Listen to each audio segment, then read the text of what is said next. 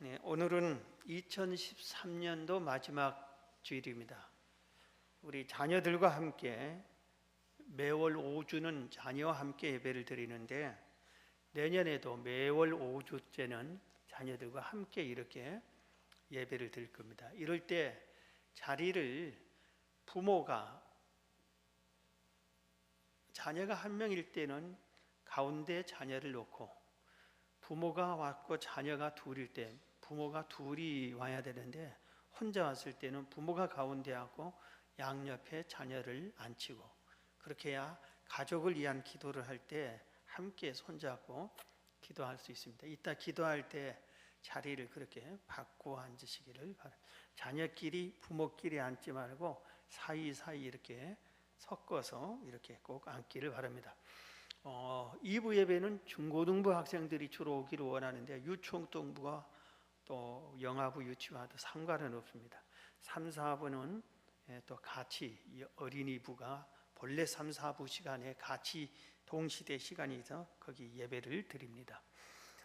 자, 오늘 지난 1년간 우리 교회를 하나님이 축복해 주시고 사랑해 주셨는데, 하나님께 영광과 감사를 돌립니다.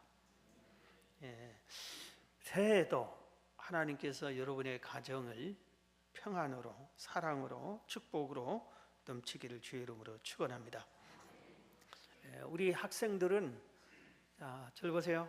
학생들, 어른들도 훈련이 잘 돼서 뭐 하지만 학생들 절대 바닥을 보면 안 돼요. 목사님만 봐야. 자, 여기 학생, 여기 말을 해도 안 듣잖아. 날 봐야. 여기 뭐 만지지 마. 주복 이거 만질 때 아니야. 이거 볼 거 없어. 집에 가서 봐도 돼요. 저만 보세요. 설교 시간에 해요. 웃지 말고 거기 절 봐요. 저 웃는 시간 아니에요. 대화하는 시간도 아니고, 설교 시간, 예배 시간은 딱 1시간인데 그 1시간을 가만히 앉아있지 못하면 그건 좀 이상한 사람이에요. 자, 절만 보세요. 여기서 보면 다 보여요. 다 한눈에 이렇게 보는데 동시에 보여요. 동시에. 그러니까 잘 보세요. 설교 도중에 저쪽 줄 그러면 은혜가 안 되잖아요. 그러니까 잘 보세요. 내가 이 쳐다보면 거기 떠드는 데예요.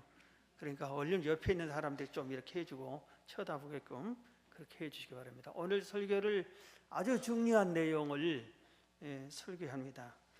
우리의 가문이, 우리 집안이 명문가를 만들자. 할 수 있습니다. 할 수 있습니다. 얼마든지 할 수 있어요. 그 가능성을 성경이 가르쳐 줍니다. 우리 집안이 다른 사람들이 저 집안 너무 좋다, 저 집안 너무나 훌륭한 가문이다, 집안이다, 이런 소리를 듣게끔 만들 수 있어요. 오늘 그것을 오늘 말씀드리려고 합니다. 먼저 한 가문을 소개하려고 합니다. 조나단 에드워드 가문입니다. 맨날 제 아내가, 하나님 우리 가문이 이 조나단 에드워드 가문처럼 되게 주시옵소서 이렇게 기도하는 그 가문입니다. 조나단 에드워드는 1703년 미국에서 목사님 아들로 태어났어요. 목사님이 자녀를 11명이나 낳았는데 그 중에 5번째로 태어났습니다. 옛날에는 그렇게 자녀를 많이 낳았어요. 근데 5번째로 태어났어요. 그런데 6살 때부터 외국어를 공부시킵니다. 성경을 읽게 하기 위해서 라틴어를 외우고, 13살이 될 때는 성경을 히브리어와 헬라어가 성경의 원어인데 헬라어와 히브리어를 능통하게 합니다. 성경을 완벽하게 원어로 읽을 수 있게끔 합니다. 그렇게 열심히 나름대로 공부를 했습니다. 그리고 나서 18살에 미국의 명문 대학이죠. 지금 최고 명문 중에 하나가 예일 대학이죠. 거기에 예일 대학원을 졸업합니다. 18살에. 우리는 고등학교 졸업할 나이에 대학원을 졸업을 따가고 20살에 그 대학의 교수가 됩니다. 대학 교수가 되게 20살. 24살에 다시 공부 더해서 24살에 목사님이 됩니다. 24살에 목사가 돼서 24년 동안, 23살에 목사가 돼서 24년 동안 한 교회에서 담임 목사로서 목회를 열심히 합니다. 그렇게 목회를 하고 잘 교회가 잘 되고 은혜로운데 내가 이렇게 있어서 안 되겠다고 인디언 선교사로 나갑니다. 선교사로 있다가 그가 58세에 48세에 선교사로 갔다가 55세에 미국의 또 최고 명문 대학 중에 하나인 프린스턴 대학교 총장으로 와서 그 역할을 잘 감당합니다. 그리고 세상을 뜹니다. 이분이 목사고 선교사였잖아요. 그렇기 때문에 약 5만 명을 설교를 통해서 5만 명을 구원시킵니다.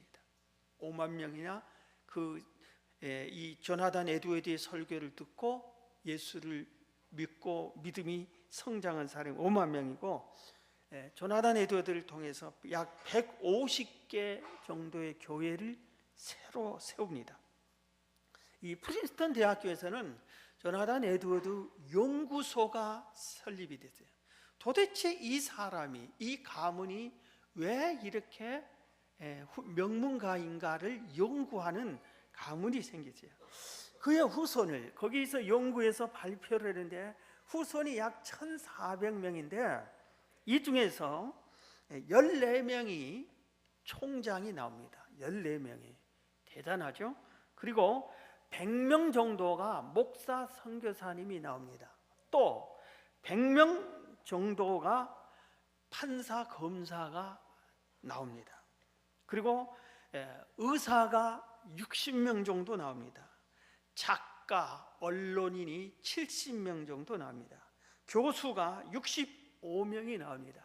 정치가로 상원 의원이 3명이 나오고 주지사가 3명이 나오고 부대통령이 1명 나오고 군 고위 간부도 25명 이렇게 배치했습니다.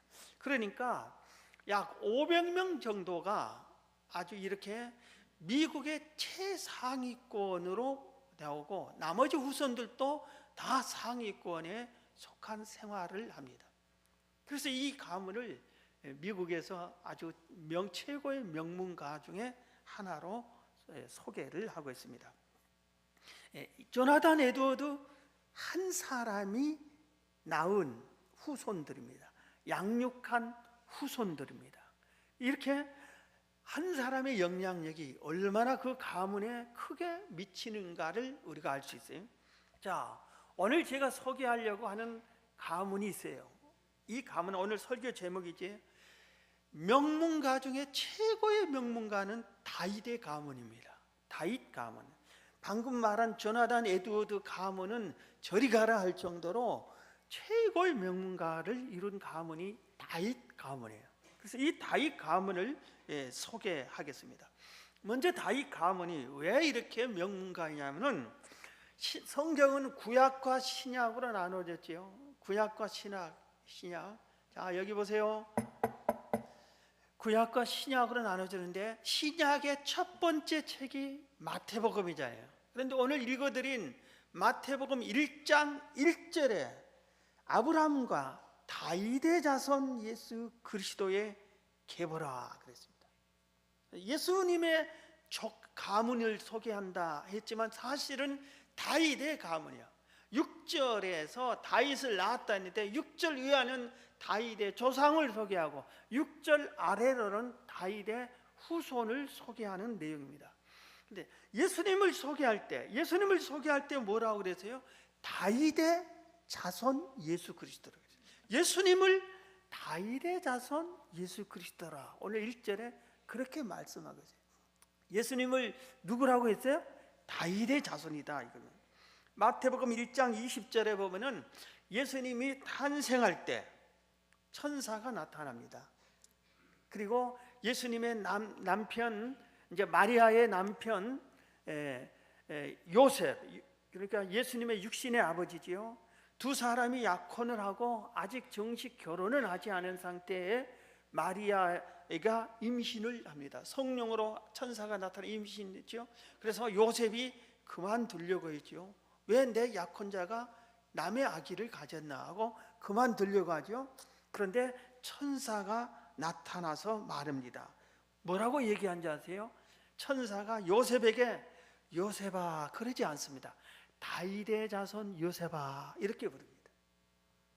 요셉을 부를 때도 다윗의 자손 요셉아 그럽니다. 그러면서 내 아내 마리아 데려오기를 무서워하지 말라. 그에게 잉태된 자는 성령으로 된 거야.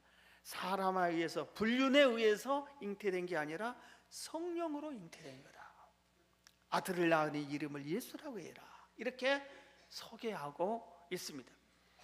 예수님을 다윗의 자손, 그리고 요셉을 말할 때도 다윗의 자손아 이렇게 얘기합니다. 마태복음 20장 29절 34절에 보면 두 소경에 예수님 소식을 들었는데 막 사람들이 떠들썩 난립니다. 웬걸 들어보니까 예수님이 지나간대 앞으로. 그러니까 막 예수님을 부릅니다. 예수님 예수님 그렇게 부르지 않습니다. 뭐라고 부르는데 다윗의 자손이여 다윗의 자손이여 나를 불쌍히 여기소서 그럽니다. 그냥 예수님이라고 하지 않고 예수님을 다윗의 자손이여 그럽니다. 이때 예수님이 딱 멈춰가지고 야 임마 내가 왜 다윗의 자손이야? 나를 그냥 예수님이라고 불러야지, 주여 하고 불러야지. 그렇게 책망을 하는 것이 아니라 인정합니다. 그리고 네 소원이 뭐냐? 보기를 원합니다. 그래 그러면 눈뜨게 해주마 하고 눈을 뜨게 해줍니다. 예수님도 자신을 다윗의 자손으로 인정하는 그런 내용입니다. 성경에 보면은 사무엘상하, 열왕기상하, 역대상하, 구약성경이 이 6권인데 여기에 내용이 뭔지 아세요? 다윗과 다윗의 후손들이 왕노릇한 내용이 기록이 되어 있는 겁니다. 그래서 다윗의 후손들 계속 이렇게 왕노릇을 하는데 왕의 기록이 다윗의 후손들의 유다 왕의 기록들이 왕들이 20명 정도가 이름이 딱 언제 누구의 후손으로 태어나서 어떻게 통치하고 하고 전부 다윗의 후손. 그래서 다윗이 왕이었어요. 그리고 그의 아들 솔로몬도 왕이었습니다. 그 다음에 증손자 르호보암도 왕이었습니다. 또 그 다음 그 밑에 증증손자도 왕이고 또 계속해서 다윗이 후손들이 왕 시대로 이렇게 20명 넘게 쭉 소개하는 것이 사무엘 상하, 열왕기 상하, 역대 상하에 그렇게 기록이 되어 있습니다. 다윗의 가문이 성경에 이렇게 많이 기록이 되어 있습니다. 바울도 예수 그리스도를 소개한 때 로마서 1장 3절에 그의 아들에 관하여 말하면, 하나님의 아들에 관하여 말하면 육신으로는 다윗의 혈통에서 나셨다 그랬어요. 아담 하와부터 시작해서 노아니 아브라함이 이삭이니 야곱이니 수많은 사람들이 쭉 있었는데도 그 많은 사람들 중에서 예수님을 딱 한 사람, 다윗의 혈통에서 나셨다 소개합니다. 이렇게 다윗이 하나님께 인정받고 성경에 기록이 되어 있고 모든 예수님이 인정해주고 수많은 사람들이 인정합니다. 지금도 이스라엘이라는 나라와 전 세계에 흩어진 유대인은 다윗을 가장 존경합니다. 그들이 이스라엘의 국기를 여러분 보셔서 알겠지만 이렇게 하얀 바탕에 파란 줄이 한 줄 한 줄, 위에 한 줄, 가운데는 하얗습니다. 그런데 가운데 하얀 곳에 딱 하나 별을 하나 그려놔서 이 별이 뭐냐면은 다윗의 별입니다. 다윗의 별. 그래서 이스라엘 국기에는 다윗의 별이 딱 있어요. 그냥 별이라고 하지 않고 다윗의 별이라고 그렇게 말을 한 겁니다. 이렇게 다윗의 가문이 엄청난 모든 사람들에게 인정과 존중을 받고 심지어 성경에까지 그 가문의 기록이 이렇게 쭉 나와 있는데 도대체 왜 이 다윗의 가문이 위대할까? 왜 하나님은 이 다윗의 가문을 크게 축복해 줬을까? 비밀이 있습니다. 이 비밀을 오늘 제가 말씀드릴게요. 자, 잘 보세요. 비밀이 네 가지세요. 하나는 다윗이 직접 밝힌 비밀이세요. 다윗이. 또 한 가지는 다윗의 아들 솔로몬이 밝힌 내용이 세 가지가 있어요. 그래서 네 가지가 이 다윗의 가문이 위대해진 원인, 이유가 이 네 가지가 있습니다. 자, 오늘 말씀 들으면 그러면 이 네 가지를 소개할게요. 한번 우리 다 같이 따라합니다. 첫 번째를 이제 큰 소리로 따라합니다. 성경대로 믿고 성경대로 살자. 시작. 예, 그것이 첫 번째입니다. 성경대로 믿고 성경대로 살자. 이 조끼가 자꾸 옆으로 돌아가네. 성경대로 믿고 성경대로 살자. 이거예요. 이게 다윗이 자기 아들 솔로몬에게 말해준 거예요. 열왕기상 2장에 보면은 다윗이 죽을 날이 임박하매 다윗이 자기가 이제 죽을 때가 다 된 것을 알았어요. 그래서 마지막 유언을 해야 됩니다. 그런데 이때 유언을 할 때 딱 다윗은 아들이 많았어요. 수십 명이었어요. 아내가 몇 명이고, 그런데 그 중에 솔로몬을 부릅니다. 그래서 솔로몬에게 이렇게 가르칩니다. 야, 너 알다시피 나 이제 늙었다. 죽을 때가 다 됐다. 모든 사람이 다 죽는 것처럼 나도 그때가 다 됐다. 그런데 죽기 전에 너한테 한마디 하겠다. 명심해서 들어라. 딱 한마디 합니다. 그러면서 뭐라고 하냐면은 열왕기상 2장 3절에 내 하나님 여호와의 명령을 지켜, 하나님의 명령을 지켜 그 길로 행하여 그 법률과 계명과 율례와 증거를 모세 율법에 기록된 대로 지키라. 그리하면 내가 무엇을 하든지 어디로 가든지 형통할 것이다. 그리고 하나님이 나에게 약속한 것처럼 이스라엘의 왕위를 네 후손들이 계속 이어나게 해줄 것이다. 이렇게 말해줍니다. 이게 하나님의 명령을 지켜라, 그 법률과 계명과 율례와 증거를 지키라, 이 말이 계명과 율례와 법률, 법도, 이 모든 것이 다 성경을 가리킨 거예요. 성경대로 믿고 성경대로 지켜라, 성경대로 살아라. 그러면 네가 뭘 하든지 어디로 가든지 하나님이 형통하게 해주실 것이다. 비밀을 딱 한 가지 가르쳐줍니다. 이것은 솔로몬에게만 준 것이 아닙니다. 성경에 예수님이 우리 모두에게 약속했어요. 예수님도 누가복음 11장 28절에 하나님의 말씀을 듣고 지키는 자가 복이 있느니라 그랬어요. 하나님의 말씀을 듣고 지키는 자가 복이 있느니라. 자, 보세요. 여기 보세요. 성공하려면 학생들 잘 들으면 뭘 열심히 해야 된다고? 공부를 열심히 해야 된다죠. 그 말 틀린 말이 아니라 맞습니다. 그런데 공부만 열심히 하면 다 성공합니까? 천만의 말씀, 공부 훨씬 잘한 애들이 못된 애들 많고 공부를 잘했는데 실패한 사람 많잖아요. 성경은 그렇게 가르치지 않습니다. 성경대로 믿고 성경을 알고 성경대로 사는 사람, 성경이 하라는 것을 하고 성경이 하지 말라고 하는 것을 안 하며 성경을 지키는 사람이 훌륭한 사람이고 형통한 사람이 된다고 가르쳐 주겠어요. 이 세상에서 성경대로 살았는데 실패한 사람이 하나도 없습니다. 성경을 붙잡은 사람이 다 성공했어요. 명문가는 성경이에요. 아까 말했죠. 조나단 에드워드 제일 먼저 한 것이 뭐라고 했어요? 외국어 공부했다 했죠. 왜? 성경을 알려고, 성경을 깊이 알려고. 영어 성경으로만 봐서는 안 되겠다. 이 성경을, 영어 성경은 헬라어와 히브리어를 번역한 거다. 그러니 나는 번역하기 전에 그 원어로 내가 알고 싶다. 그래서 그걸 공부한 거예요. 13살에 이미 원어를 다 터득한 겁니다. 여러분, 우리가 성경대로 살려면 성경을 많이 보아야 됩니다. 얼마나 읽습니까? 성경대로 살려면 목사님 설교를 열심히 들어야 하는데 여러분 설교 시간에 얼마나 듣습니까?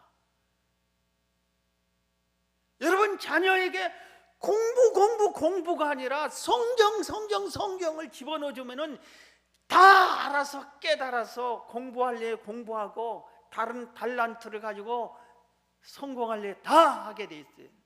공부만 신경 써주니까, 공부만 뒷받침해 주니까 그 애가 성공하지 못하는 거예요. 성경을 집어넣어주고 성경대로 살게 해줘야 그 애가 하나님의 은혜를 입고 축복받는 거예요. 여호수아 1장 8절에 이 율법책을, 이 성경책을 내 입에서 떠나지 말게 하며 주야로 그것을 묵상하여 그 가운데 기록한 대로 다 지켜 행하라. 그리하면 내 길이 평탄하게 될 것이라 내가 형통하리라 약속했습니다. 하나님이 여호수아에게 이렇게 약속했는데 여호수아가 약속을 지키니까 하나님도 약속을 지켜주셔서 여호수아의 가는 길을 형통하고 평탄하게 해주셨습니다. 할렐루야. 여러분 성경대로 지켜 살아가기를 주의 이름으로 축원합니다. 두 번째, 세 번째, 네 번째는 그의 아들 솔로몬이 밝힌 겁니다. 다윗은 하나 딱 말해줬어요. 그런데 두 번째, 세 번째, 네 번째는 솔로몬이 밝혀준 겁니다. 바로 열왕기상 3장으로 돌아가면 솔로몬이 왕이 됩니다. 다윗이 죽고 솔로몬이 대를 이어서 왕이 되셨습니다. 그런데 어린 나이에 왕이 된 솔로몬이 왕이 되자마자 제일 먼저 하는 것이 뭐냐면 하나님께 기도합니다. 잘 될 사람은 무슨 변화가 있을 때 기도 먼저 해요. 하나님 성전에 와서 기도 먼저 해요. 어린아이가 태어나면 제일 먼저 하나님께 와서 기도하고, 유치원 들어가면 제일 먼저 와서 유치원 성전에 와서 기도하고 유치원 들어가는 거고, 초등학교 들어가면 제일 먼저 성전에 와서 기도하고 초등학교 다니기 시작하고, 중학교, 대학교 다 마찬가지 성전에 와서 기도를 먼저 하는 거예요. 그래서 많은 기도를 하는데 솔로몬이 왕으로서 통치를 하려고 하니까 자기가 너무 부족한 것이 많아. 그래서 하나님께 기도를 하는데 1000번째 기도를 합니다.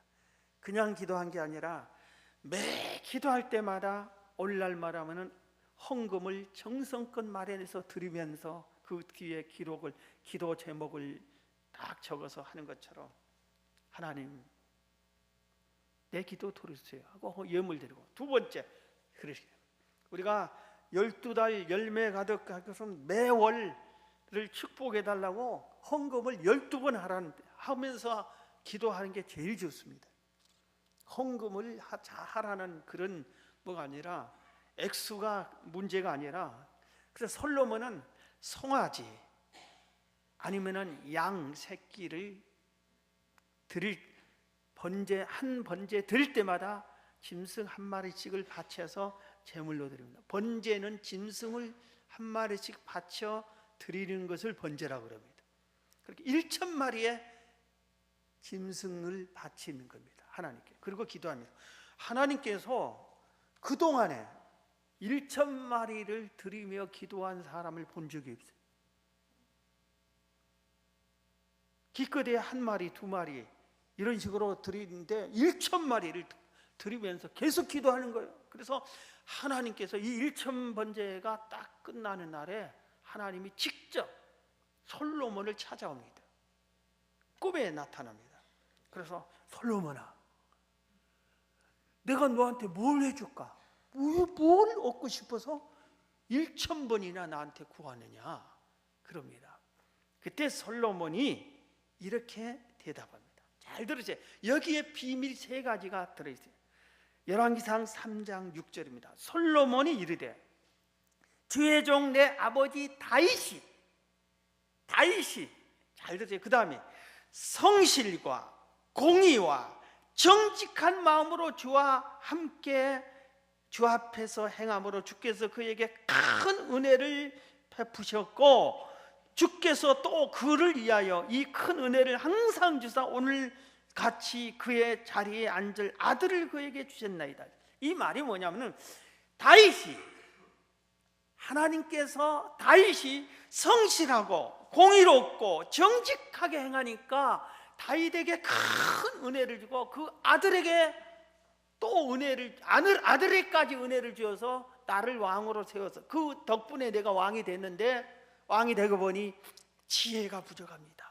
백성 숫자도 모르고 통치할 줄도 모르고 어떻게 해야 잘 이끌을 줄도 모르고 판단도 잘 못하겠고, 그러니 지혜를 주세요, 이렇게 구합니다. 그래서 두 번째, 솔로몬이 말한 다윗이 하나님의 큰 은혜를 입은 세 가지가 뭐예요? 성실, 공의, 정직입니다. 성실하게 사는 것, 공의롭게 사는 것, 정직하게 사는 거지. 이 세 가지. 그러니까 아까는 첫 번째 다윗이 가르쳐준 것은 성경대로 살아라, 저 한 가지. 아들 솔로몬이 하나님 앞에 얘기한, 다윗이 우리 아버지가 이렇게 복받는 이유는 성실하고 공의롭고 정직하니까, 이 세 가지. 그래서 이 네 가지가 다윗의 가문을 이루는 비결입니다. 자, 그러면 성실 한번 생각해 보세요. 다윗은 정말 성실했어요. 자기가 하는 일에. 자, 여기 보세요, 우리 학생들.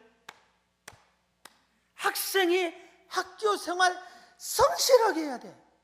성실하게. 선생님을 뒤에서 욕하는 학생들이 있더라고. 그렇게 많이 있대요, 요새는. 그래서 어떤 못된 학생들은 선생님을 막 반항하고 선생님과 대들고, 심지어는 선생님을 구타하고 선생님에게 욕하고. 이건 학교 생활 성실한 게 아니라 제로예요, 제로. 직장에 취직, 그런 버릇이 있는 애들이 회사에, 좋은 회사 어떻게 들어갔는데도 거기서 기분 나쁘다고 상사하고 싸우고 그만둬 버려요. 가정생활, 학교생활, 직장생활 성실해야 됩니다. 성실하게 해야 돼. 한 번은 하나님께서 사울 왕의 가문을 폐지시켜버립니다. 사울 왕의 가문을 다윗 가문처럼 키우려고 했어요, 하나님이. 그런데 사울 왕이 교만하고 불순종합니다. 하나님을, 그리고 하나님의 종 선지자의 말을 안 들어버립니다. 그래서 하나님께서 사울 왕을 버립니다. 그리고 이 사무엘 선지자에게 이 베들레헴으로 가라. 거기서 이 세 아들 중에서 한 명을 왕으로, 후계자로 기름 부어 세워라 그럽니다. 그래서 사무엘 선지자가 와서 이새에게 말합니다. 너희 아들 중에서 하나님께서 후계자, 왕의 다 차기 왕이 될 사람을 기름 부어 세우라고 해서 왔다 그럽니다. 이 소식을 들으니까 이새는 아들이 8명이에요. 와, 우리 형제 중에 누가 한 명이 이 나라 왕이 되는 겁니다. 너무나 막 긴장하고 기쁘기도 하고 가슴 벅차기도 하고 막 난립니다. 왜? 사무엘 선지자에게 참 잘 보이려고. 그래서 목욕을 하고 머리를 손질하고 옷을 갈아입고 난리입니다. 이때 이새가, 아버지 이새가 얘기합니다. 이 일도 중요하지만 우리가 먹고 사는 것은 그동안 우리가 먹었던 건 양을 치는 일이다. 그런데 우리가 다 이걸 한다고 양을 버리면 양을 일이나 늑대, 사자나 곰이 다 잡아먹고 누가 도둑질해 가고 양은 굶을 것이고 누군가는 양을 쳐야 할 것이 아니냐. 누가 양을 칠래? 양 치러 갈 사람이 누구냐? 형? 맏형? 내가 장자인데 어떻게 합니까? 내가 왕이 될 수 있는데. 두 번째 네가, 둘째 네가, 둘째도 싫습니다. 셋째, 넷째 다 싫다는 거예요. 다윗은 막내입니다. 아무도 안 간다니까 다윗이 제가 가겠습니다. 제가 가겠습니다. 나는 원래 목자인데 이 목자로서 충성스럽게 양을 쳐야 돼요. 양들이 얼마나 배고프겠어요. 내가 대신 할게요. 그리고 자기는 왕이 될 기회를 희생하는 겁니다. 포기한 겁니다. 그리고 다윗이 가서 양을 돌보는 겁니다. 하나님께서 다 보시, 누가 성실하고 충성스러운지 다 보시는 거예요. 사람들을 하나님이 더 깊게 하는 거예요. 사무엘 선지자가 큰아들 쫙 지나가는 게 보니까 너무 잘생겼고 똑똑하고 눈이 반짝반짝하고, 그래서 이게 예비된 후계자인 거다 생각하고 기름 부으려 하니까 하나님께서 얼마나 급하면은 하늘에서 음성이 들려옵니다. 아니다고. 사람은 외모를 보지만 나는 중심을 본다고. 아니라고. 그래서 사무엘 선지가 깜짝 놀라서 통과시켜버립니다. 둘째 보니까 둘째도 괜찮아서 둘째도 아니다. 셋째, 넷째, 다섯째, 여섯째, 일곱째 딱 더 없느냐, 아들이 없느냐, 다 태자 놉니다. 그랬더니 막내가 있는데 그 애는 양을 칩니다. 빨리 데리고 오라. 그래서 막내를 딱 데려오니까 하나님이 이다. 그 막내가 다윗이에요.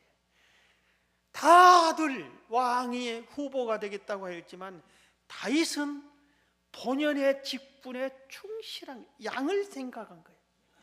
양치는 일에 충성을 다했어요. 그랬더니 하나님이 그 다윗을 기름 부어서 자기 왕으로 세워준 겁니다. 다윗은 나중에 사울 왕의 비서가 됩니다. 그리고 군인이 되고 장수가 됩니다. 그런데 비서일 때도 군인일 때도 장수일 때도 언제나 성실했어요. 그 직분을 충성스럽게 감당했어요. 누가 보든 안 보든 남이 하기 싫어하는 일을 내가 하고,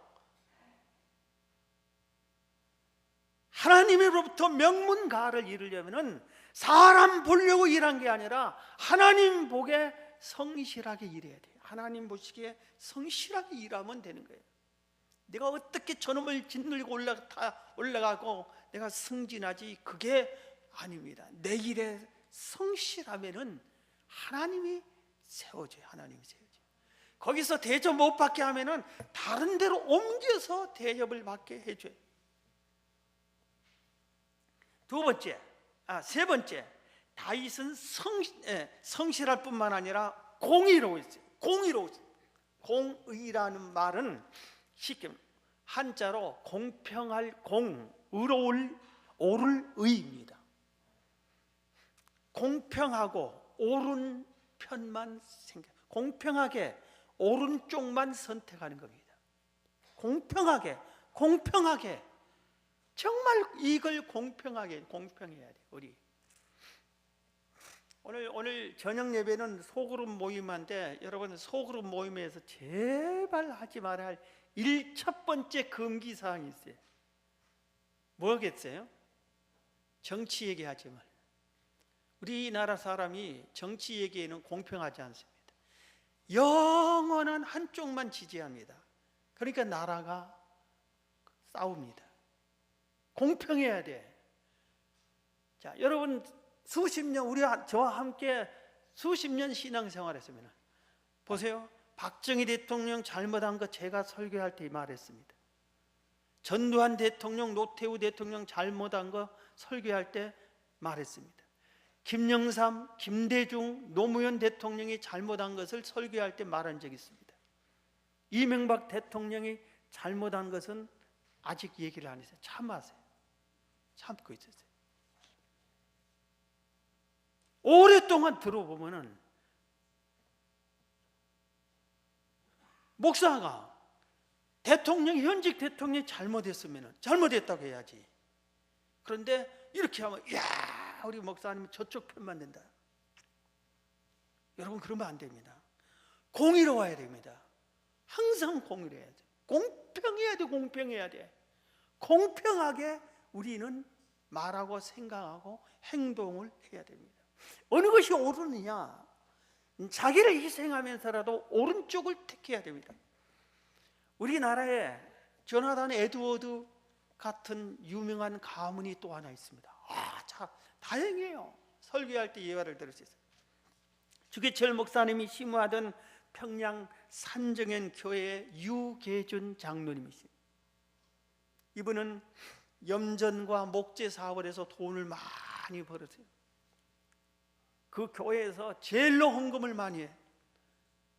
그리고 그 돈으로 목사님 사역을 뒷받침을 했어요. 이렇게 죄종을 잘 받들어 섬긴 어느 날 일제시대 주기철 목사님이 신사참배를 거부하다가 감옥에 갇힙니다. 그리고 순교를 당합니다. 그리고 그 가정이 쫓겨납니다. 교회 일본 순사들이 다 쫓겨나게 합니다.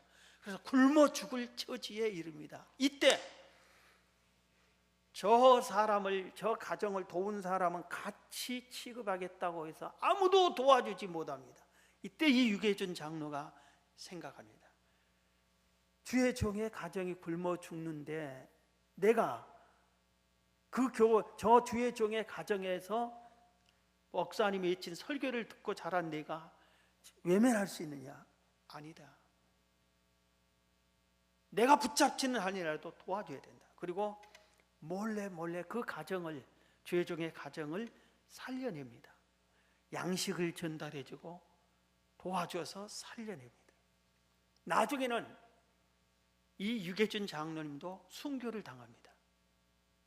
일본에 의해서. 그런데 그의 아들이 육남 2녀를 두었어요. 육남 2녀를 두었는데 여러분, 육남 2녀들이 다 남한으로 내려왔습니다. 그리고 다 성공했습니다. 육남 2녀가 모두 박사님이에요. 요새 박사는 참 흔합니다. 저도 박사예요. 목사, 그때는 얼마나 귀한지 모르요. 박사가 다 박사예요. 그 중에 한 명은 서울대학교 총장의 아들을, 넷째 아들은 서울대학교 총장을 지내세요. 모두 다 의사, 교수, 의사이면서 박사이면서 교수이면서 다 그랬습니다. 후손들이 108명이 이 유계준 장로 후손을 장신대학교에서 연구하는 학생이 졸업생이 연구를 했습니다. 108명이 의사, 박사, 교수가 108명이나 나왔어요. 후손 중에서 우리나라에 사자 들어간다고 그러잖아요. 의사, 박사, 교수 이런 사람들이 108명이 몽땅 이런 의사, 박사, 교수가 108명이 몽땅 다 됐어요. 놀라운 역사입니다. 공의를 따를 때, 공의롭게 살 때 하나님은 다인만 아니라 오늘날도 공의로운 편에 선 사람을 축복해 주는 거예요. 공의로운 편에 선 사람을. 마지막으로 다윗은 정직했어요. 솔로몬이 했어요. 성실하고 공의롭고 정직해서 왕으로 세워졌다고 말했어요. 정직했어요.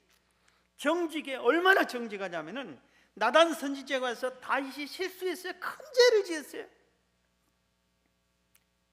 남의 여인을 겁탈하고 그 남편을 죽이는 강간죄, 간음죄, 살인죄를 저질렀어요.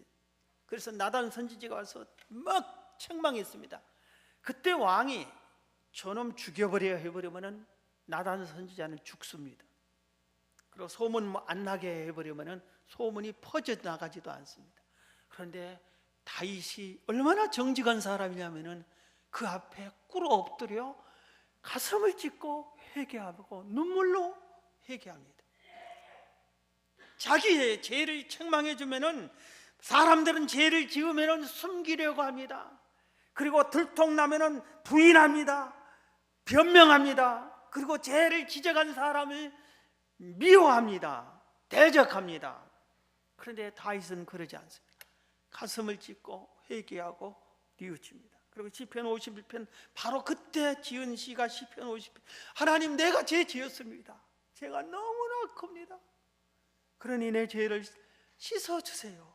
도와주세요. 내 힘으로 이 죄를 씻을 수 없습니다. 하나님이 도와주세요. 이렇게 간절히 기도한 게 시편 51편이에요.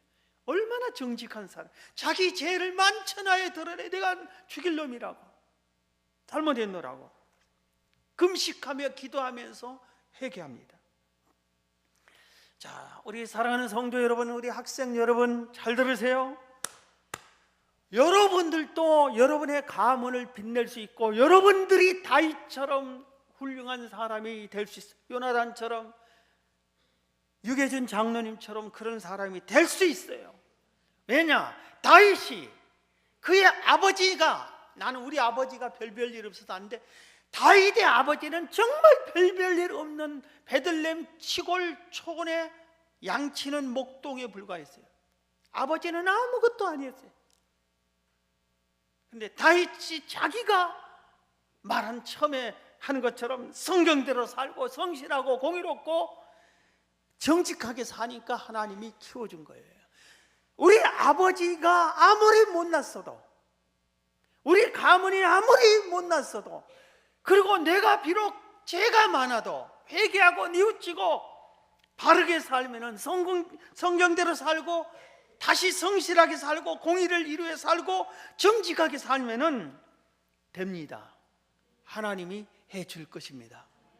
다윗도 되는데 왜 우리가 안 돼요? 되는 겁니다. 오늘 이 말씀 듣는 여러분들이 여러분의 가문을 새해부터 명문가로 만들기를 주의 이름으로 축원합니다. 자, 우리 이 시간에 다 같이 가족끼리 통성으로 기도하는 시간 같습니다. 우리 가족끼리 손잡고, 가족 있는 대로 가요. 있는 대로. 자녀들 붙잡고 다 같이 하나님께 간절히 기도합니다. 하나님, 우리의 가문이, 우리 가족이 성경대로 살게 해주세요. 성실하게 살게 해주세요. 공의를 이루며 살게 해주세요. 정직하게 살게 해주세요. 그래서 우리도 다윗의 가문처럼 명문가를 이루게 해달라고 간절히 주여 한번 힘차게 부르고 통성으로 기도하는 시간을 갖겠습니다. 기도하십시다.